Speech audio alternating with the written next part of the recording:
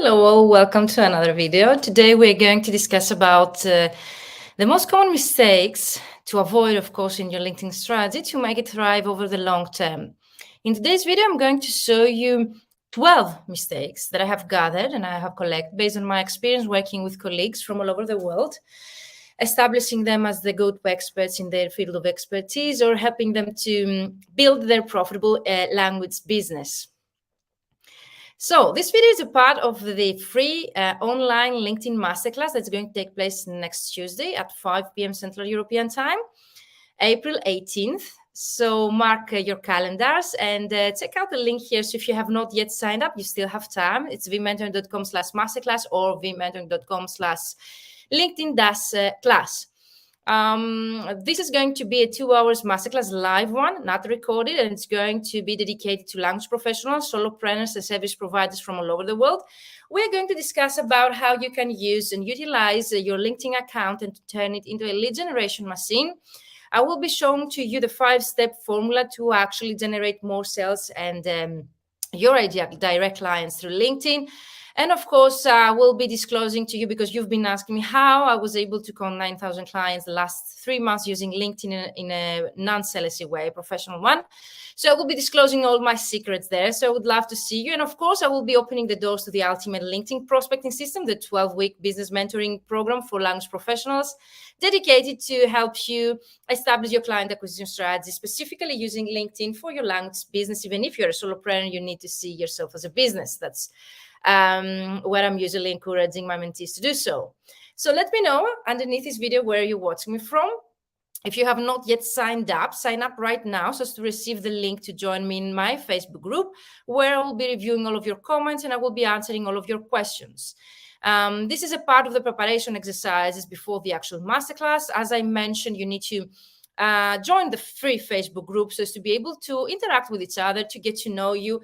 And I will be able to tailor the content of the masterclass based on your current needs and your background. So it's really important for me to join this group to answer the 3 questions underneath the welcome video. There's already an exercise for you there. Answer the daily post where I will be asking you some questions about your background. And of course, there is more than 2,000 members community there that you can interact with other colleagues from all over the world. So please sign up, join the Facebook group so as to be able to get a let's say, advantage of the additional bonus trainings like this one. Even if it might be broadcasting to other social media accounts that you might be watching it, definitely recommend you to sign up and join the free community, the Facebook one, where the actual masterclass preparation exercises and all the interaction will be taking place for the upcoming weeks. The actual masterclass will take place on Zoom, privately shared a Zoom link only to those that they have signed up, but it's a bonus to get an advantage of the actual free Facebook group where more than 2,000 colleagues are members, and also where the bonus trainings will be taking place, and I will be able to get back to you to your questions and your comments there. So even if you're watching me from LinkedIn or YouTube or another Facebook public account, sign up, join the Facebook private community, and I will get back to you there in the comments. So let's start right away. Why I chose to discuss this topic today for you, because based on my experience, is a part of my masterclass usually to describe to you what you might be doing wrong with your current situation and strategy on LinkedIn, so as to identify this and then to be able to correct. Because if you don't know what you might be doing wrong, then it's more difficult to identify your mistakes and to correct them, so as to create a strategy that actually will be bringing you the right results. So first of all, join now the 5 steps to generating more leads and sales through LinkedIn, through the link that you see here, and I will be sharing also in the comments. And see you in the Facebook group, where you will be able to see this video as well. It will be recorded and it will be saved in the videos, media section videos, where you can see the tabs in the Facebook group, and you can watch the recording as long as the masterclass will be live in this group for 1 week and maybe more. Okay, so let's start with the most common mistakes that I've seen that most colleagues, translators, and interpreters have been making on LinkedIn using their LinkedIn account. And I will be describing how you can actually avoid them and what to do in order to actually correct it. And let me know if you're guilty of any of this, because the first step is actually recognize, okay, that you've been doing this. So mistake number 1, and heads up if you've been making this mistake. You need to be honest, okay? Your connections are mostly colleagues, other translators, and interpreters. It's not wrong to have other colleagues among your network on LinkedIn, especially because our profession, it's a way of getting clients through referrals from other colleagues. Actually, my biggest client was a referral from a friend of mine who happens to be also a graduate of my university department, and actually we're friends, and she referred me to that client. So it's not bad to have other colleagues in your network, but it's really important to understand why. And it's really important to understand in what percentage, because if you've been creating, let's say, content marketing and content, pieces of content and posts on LinkedIn, and you don't get the right engagement, or if you get only comments and likes through other colleagues, then it's something that you need to reconsider. Also, it's really important to understand the percentage. Like, is it going to be 50-50, like 50% colleagues and 50% direct clients, your idea clients? Is it going to be 30%, let's say, colleagues, 20% other LSPs, 50% direct clients? You need to realize what is your main purpose and how you're going to use LinkedIn. So based on your goals and your purpose using your LinkedIn account, you need also to identify, okay, that part of your network. So if all of your network, members of your network account on LinkedIn are translators and interpreters, then you need to reconsider if your purpose or your goal is to start using LinkedIn to get direct clients. Is this clear? Let me know in the comments if you would like me to get into that more during our masterclass. But definitely I'm going live today because I would really like to cover this topic today, just to have more time for the implementation part in our 2 hours masterclass, and to be able to have at least identify what we've been making wrong, so to start right away recreating or creating from scratch your LinkedIn strategy. So let me know in the comments if you've been making this mistake and if it was clear how we're going to correct this. And of course, I'm against to, let's say, strategies like delete all of your clients or all of your colleagues, or go to your network and delete any accounts that might be, other colleagues. No, that doesn't help your LinkedIn algorithm to grow your account. So if LinkedIn algorithm sees that you're deleting people, especially if you don't have at least 500 members in your network, then you don't have the algorithms to boost the visibility of your profile to the right people. I think you're achieving the opposite, to mix up with the algorithm and, let's say, limit the growth of your network. So we don't want to limit the growth of your network. We want to keep growing. So I wouldn't suggest you to go and delete people unless you think that they're so irrelevant to your purpose. But still, if you don't have the desirable numbers yet, then don't go and delete anyone, at least yet. Is this clear? Let me know in the chat. Mistake number 2, you haven't optimized your LinkedIn account or content on your profile or your website. And by optimizing, I mean to using the right content that really addresses a message, and the right message to your idea clients. So once you know that, let's say that you would like to use your LinkedIn account or your website or your social media accounts to attract direct clients, and most of the content is about, let's say, a different niche that your idea clients are not interested in, or a different service also that your clients, they don't need. Plus, if you've been talking about only yourself in your LinkedIn and online accounts, and you don't take into consideration what your idea clients would like to see there, what is the information they would like to see there, so to trust you and give you work. So building that trust with the direct clients, the first thing, and the first step to do it is by sharing and having the right content on your profile. So optimizing, it doesn't only include the technical part, including keywords that your idea client, let's say, would follow or would look for you online. Thus, LinkedIn algorithm will boost the visibility to your profile to the right people. It also helps building that trust with the people that they will be visiting your profile. So you need to have optimized in terms of content, not only the technical part, keywords, but also the messaging, the message that your idea clients see there. And by having a CV written content, a content that speaks and talks only about you, doesn't give them the reason to work for you, and rarely the direct clients will choose you over your competitors because of your credentials or your background, your university, let's say, or academic background.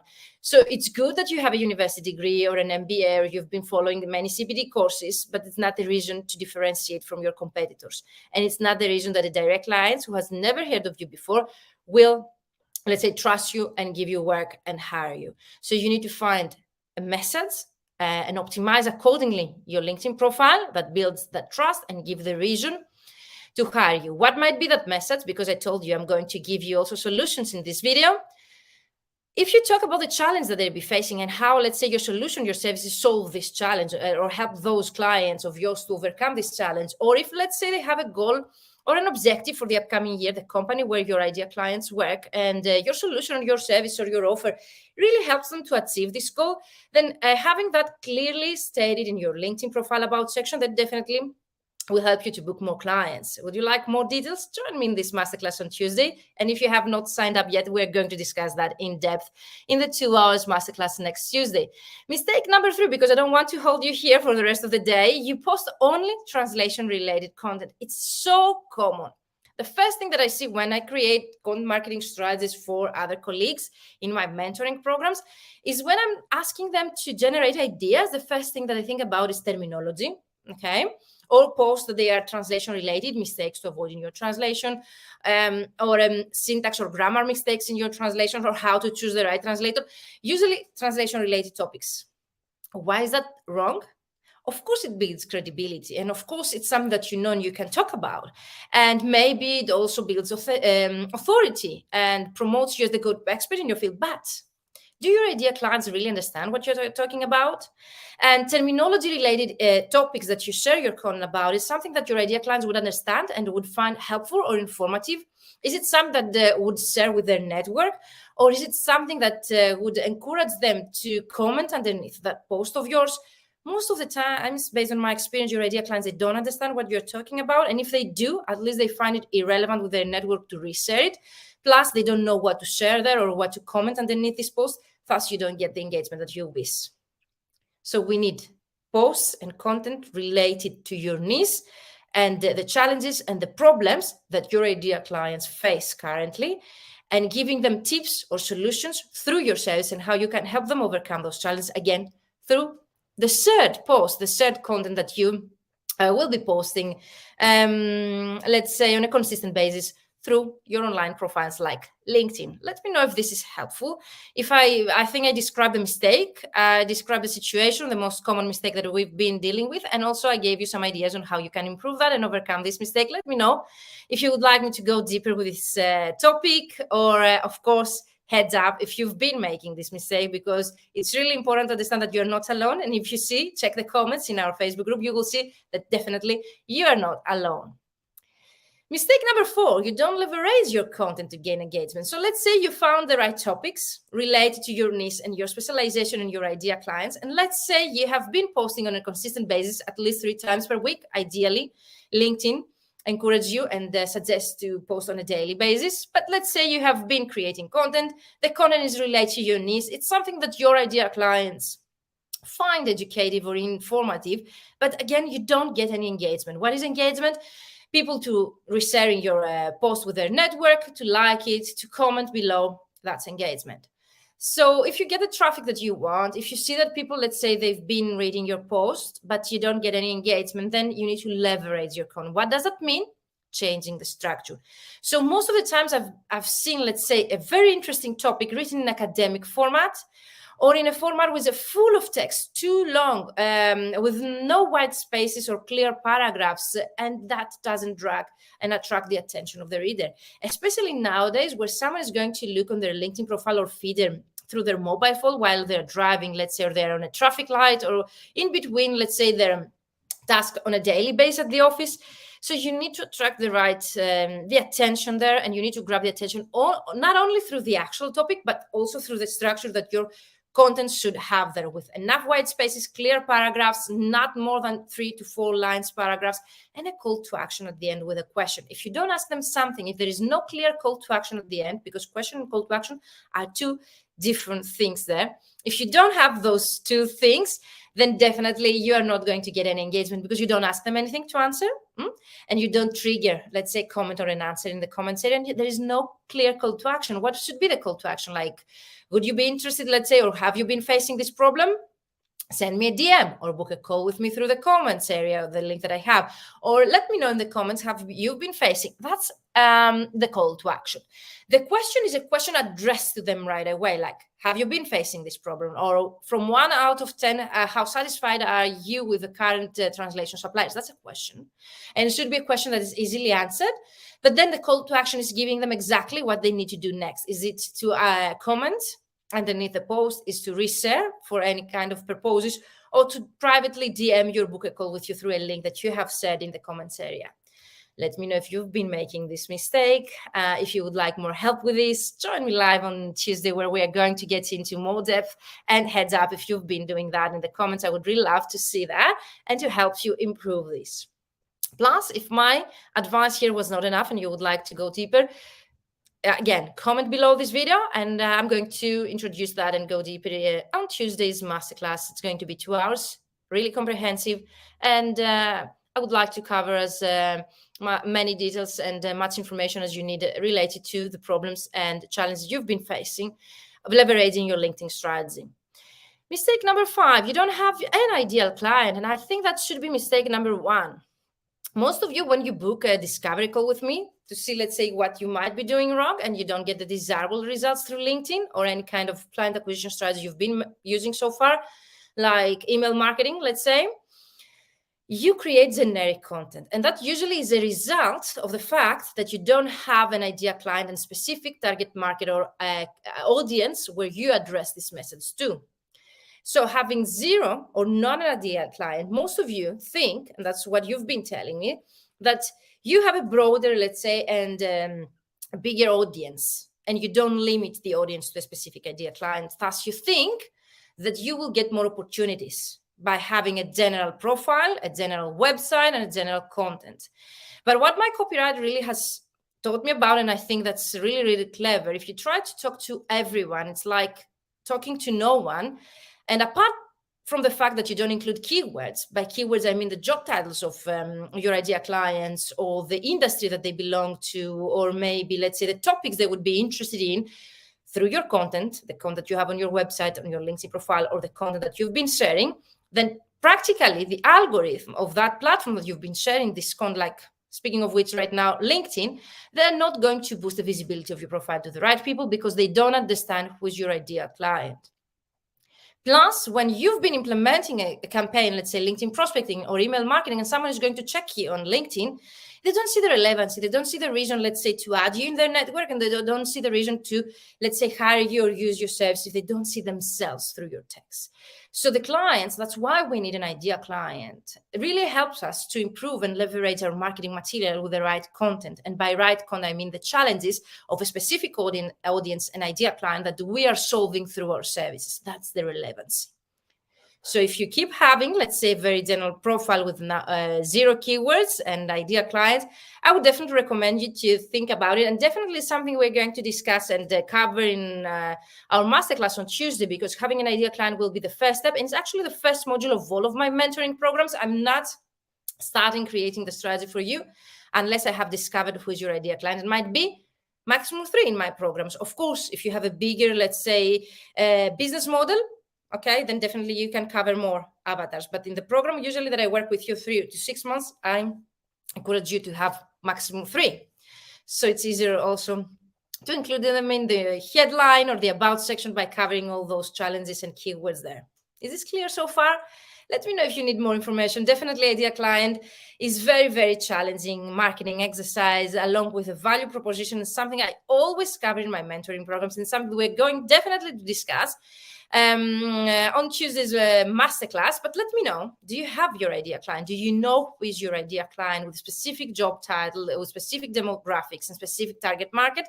Use the comments below and let me know.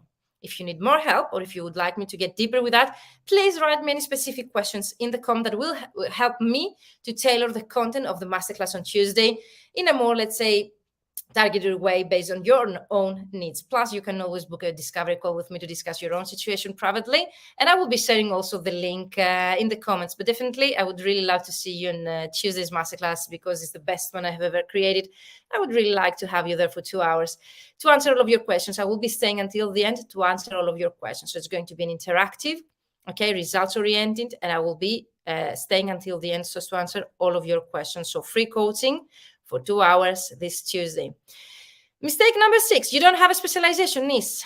This is so, so important. When newbies or new translators, because I think the most advanced, they are pretty aware of this topic, they come to me and I'm asking them, what's your specialization? They don't know.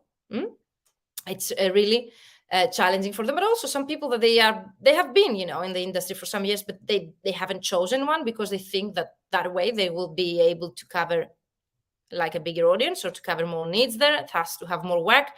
I think the other way usually happens around when it comes to such situation. The more specialized and the more you niche down in your industry, the more clients will be able to find you practically through the technical part, that you will be able to include keywords that they really are very targeted. So the algorithm of the platform boosts the visibility of your profile to the right people. It's more effective that way.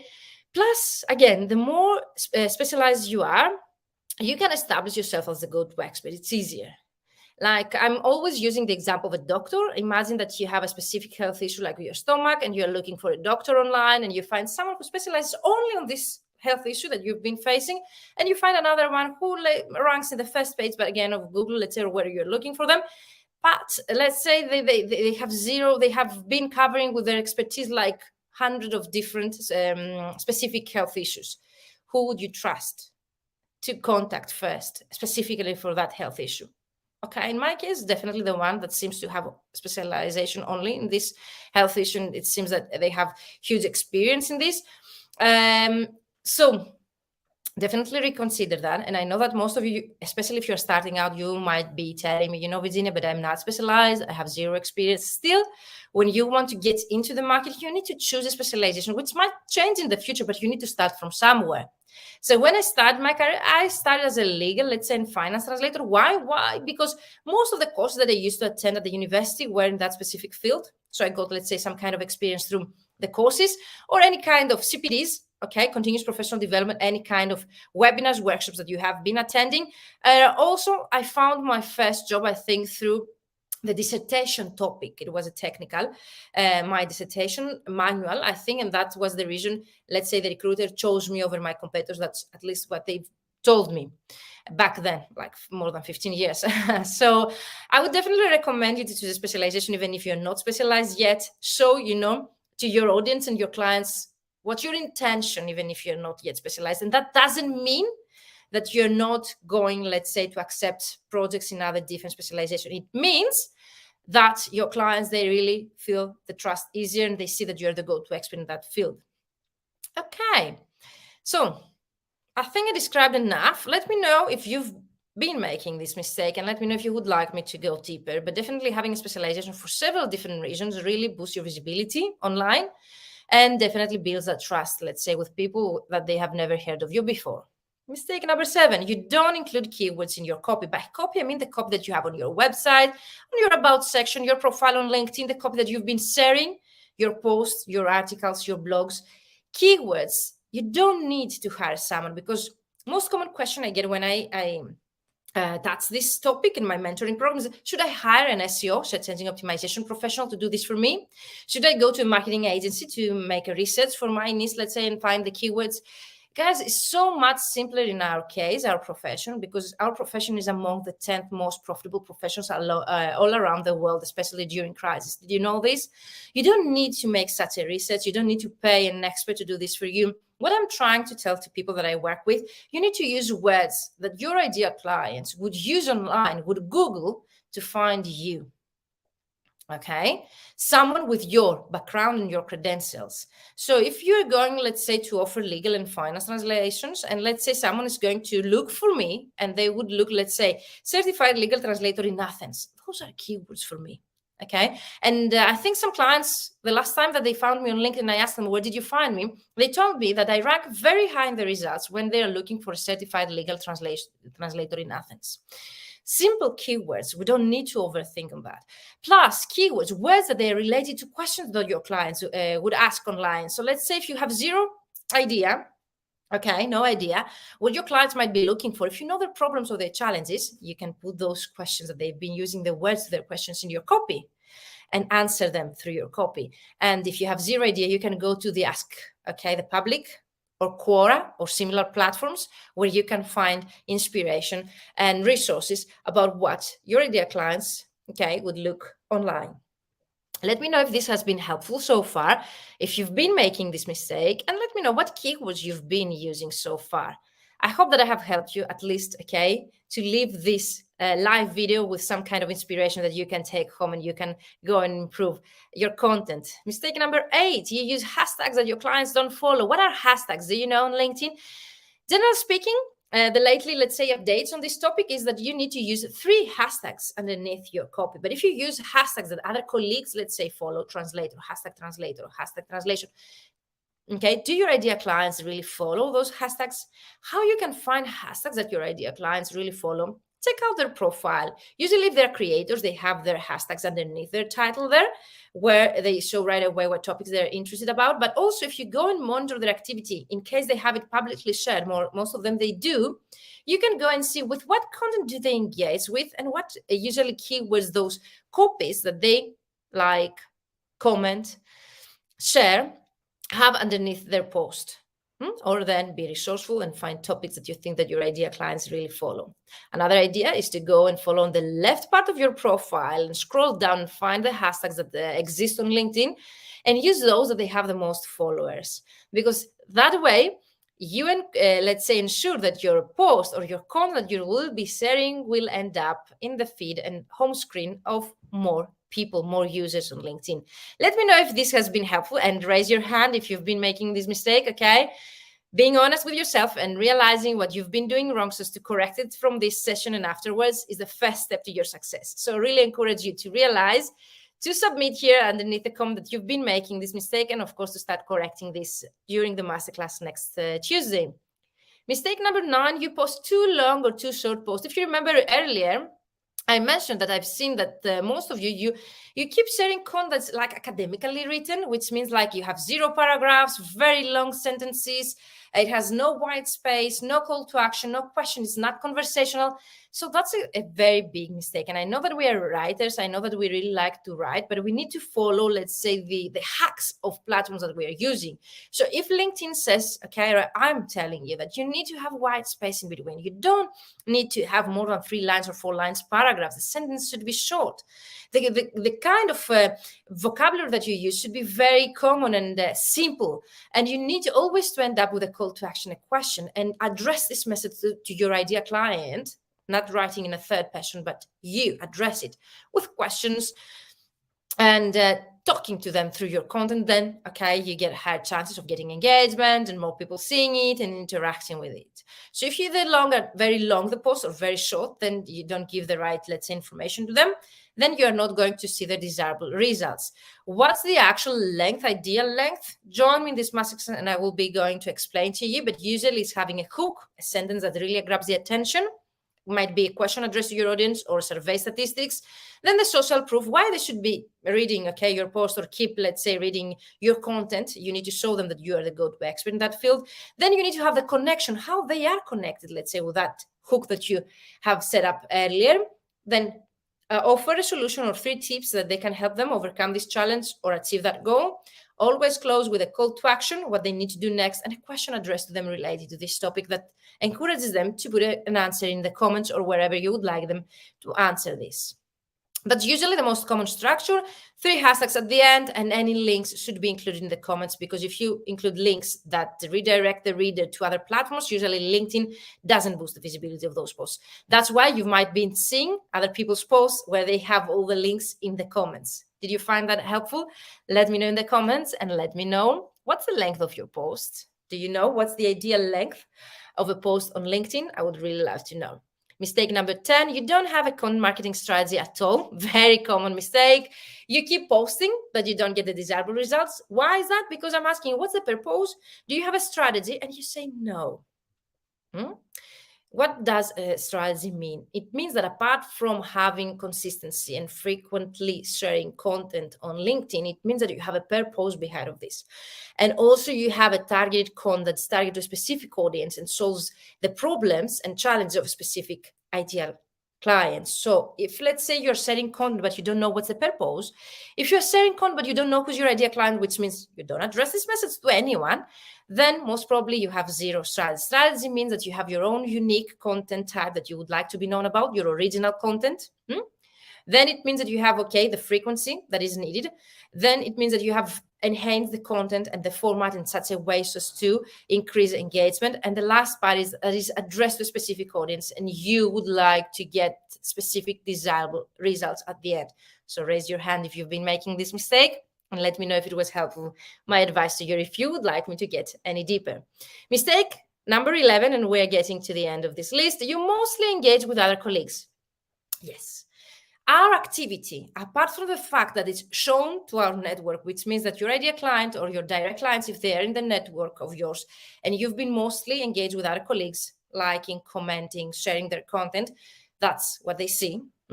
So that doesn't build the engagement that you want with your ideal clients. It also doesn't, let's say, educate the algorithm of LinkedIn on who is your ideal client. Because if LinkedIn algorithm sees that you've been mostly engaging with other colleagues, they might get the wrong message that your colleagues are your ideal clients. Thus, your profile will be shown to them. Your content will be attracting traffic for such audience. Let's say you will be getting more and more connection requests from colleagues rather than your ideal clients. So it's like doing everything wrong, the wrong way. That is a sequence of wrong actions taking place there based on that. So you need to have a balance. I'm not suggesting you not to engage with other colleagues, especially when you get jobs and projects and referrals through other colleagues. That's pretty good. What I'm encouraging you here to do is to have balance, okay, in between the numbers, like 50% of your time of the content should be said and addressed to your colleagues, and you should engage with their content 50% of your time, and the post that you engage with should be of your direct clients, or that the percentage is based on you, 30, 40, 70, and so on. But you need to do it strategically. When someone explains me the reason why they do this, I'm open to discuss it and to see a reason behind of that, then yes. But if you usually tell me this, I'm doing this because I don't know what else I should do, and I've been engaging with other colleagues, but I don't get any clients adding me, yes. The algorithm doesn't understand who's your ideal client. So you will be getting connection requests and engagement only through other colleagues, because that's what you've been feeding the algorithm with such information. So let me know if you've been making that mistake, or at least if having a strategical, okay, activity there when it comes, an approach when it comes to engaging with other colleagues, if it has helped you, or if you would like me to get deeper. But definitely it's something we're going to cover next Tuesday. So vmentoring.com/masterclass or vmentoring.com/LinkedIn-masterclass. And mistake number 12, which is the last one in this list, of course, we can think about more.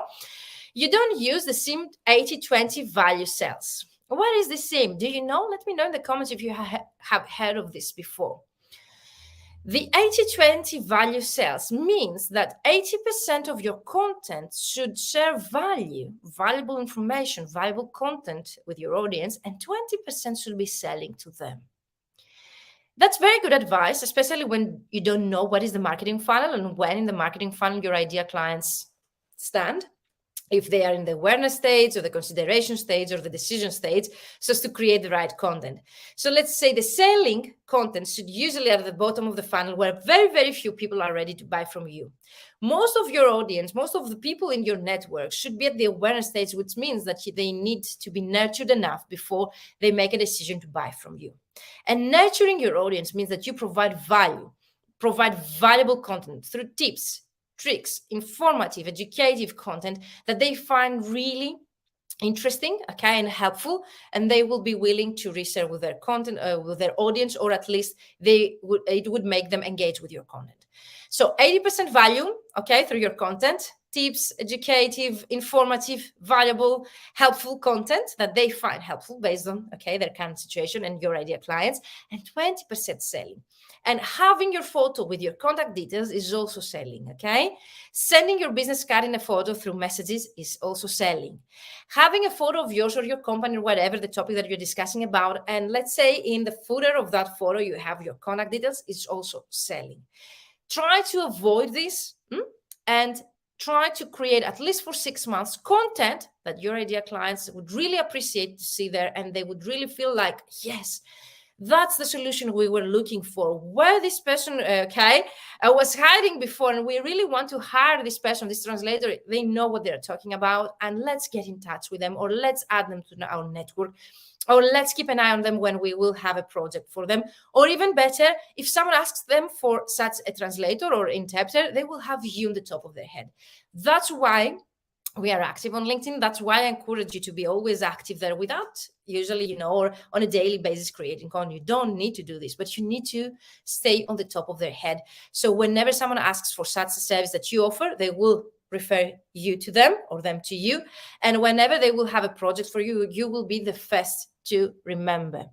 So let me know if this has been helpful. It's already 35 minutes long video. I hope that you would really appreciate this totally free training for you. I prefer to offer that free before our next masterclass on Tuesday, just to focus on the practical part next Tuesday and to recreating or create from scratch your strategy for LinkedIn, rather than to cover the initial preparation part where we need to identify what we might be doing wrong on LinkedIn.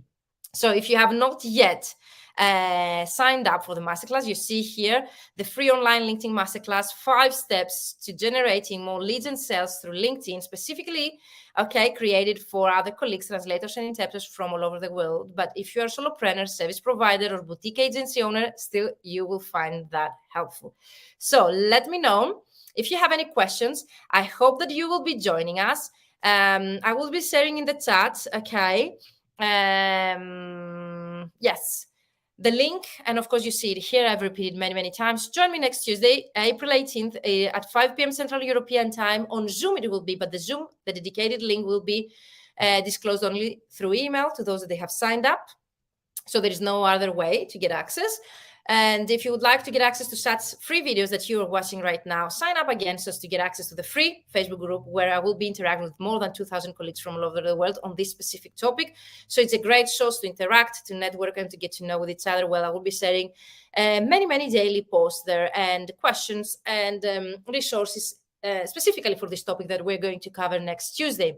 Happy to see you here. Let me know in the comments if you have any more questions, any more mistakes that I didn't cover in the list. I would really interested in knowing about, specifically for translators and interpreters and their LinkedIn account strategy approach. So see you in our Facebook group. Sign up for the masterclass if you haven't, and daily posts will be there. And see you next Tuesday, of course, 5 p.m. for 2 hours for the masterclass. Happy to see you there. If you're a Christian Orthodox, happy Easter to all of you guys. I'm really happy to share my holidays and spend time creating my new courses and material for you and spending holidays with you. Happy Easter, everyone, and see you in our group. Bye-bye for now.